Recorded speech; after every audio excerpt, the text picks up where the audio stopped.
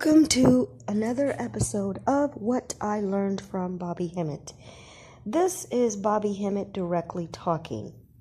This is direct from his mouth. And in another video, I spoke about this topic, but the ancestors let me find a little piece of where he is also talking about the topic.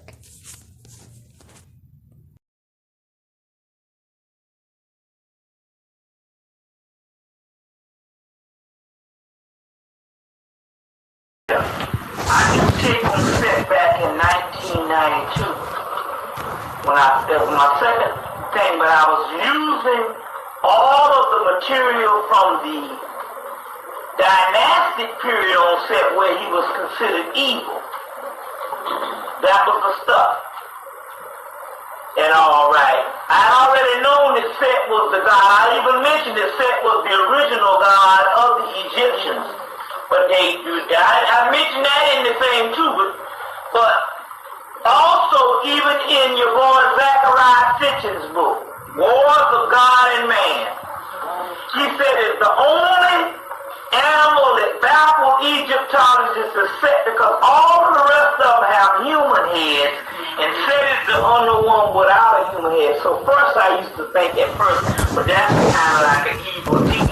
But now what I'm looking at him is just trying to say that he don't have a human head. He's the only out of Isis, the family, Isis, Osiris, Nephthys, and Set, and then Horus.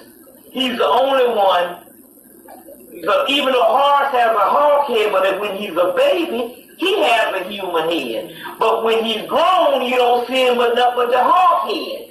Very key that these two figures, which he later on called Horus Set, which you see a hawk head and you see this grippy looking dog head or whatever, it's interesting, and the reason why they're showing them and don't really show them, they only show Horus as a human head when he's young, and but they show all the rest of the deities with human head when they're adult, except Set, is because they're saying that he's beyond the human existence. He is something much higher than being lower.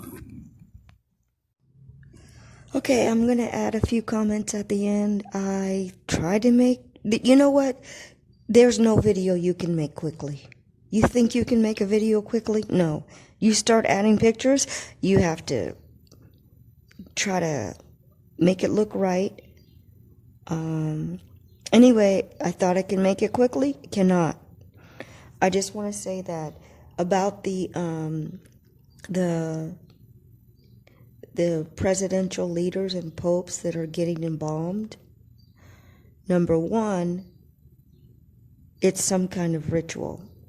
They think that they can live again, and if they keep the energy of the body preserved, then somehow they're going to live again. That's my deduction. Point number two, embalming of the masses is not normal. What we do now, or no, not we, but what the beast has taught people to do is to desecrate the body, and it's to study you, to study your melanin. That is why they have this concept of embalming. Number three, there's no comparison to the photos that you see online. Look, they cannot ever preserve themselves. Whatever is preserved in Egypt, the pharaohs, mummies, whatever they've named them, that is by a spiritual, beyond our own comprehension level. They cannot compare to that at all. Because those pharaohs, I don't even know the thousands of years that they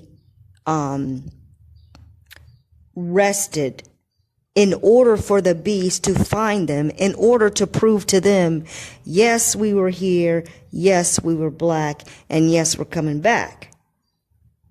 So point number five is that whatever you see online about these, the leaders being preserved, those are now photoshopped or refurbished lookalikes, because you can't find the original pictures anymore, and they cannot, their ability is they can never preserve a body, period. They cannot preserve it anywhere near the level. You cannot do it. That's all there is to it. I'm not going to try to explain it. You cannot do it. The pharaohs, they are doing something spiritual to have been able to preserve themselves for thousands of years. You look up Lenin's birthday, I don't know when he was born. Any of these leaders, they can't even last a couple hundred years. And again, they are getting their bodies redone. They're getting a look-alike. They're getting, embalmed plastic surgery. They're getting another body in there to refurbish the old one that is completely bloated, decayed, and corrupt. And they're GMO people, so, even in real life, they are imploding and turning into pus from the inside out. So there's no way they can actually preserve them, but it is some kind of ritual belief, okay? Because everything is a belief that, okay, we preserve them, they will come back.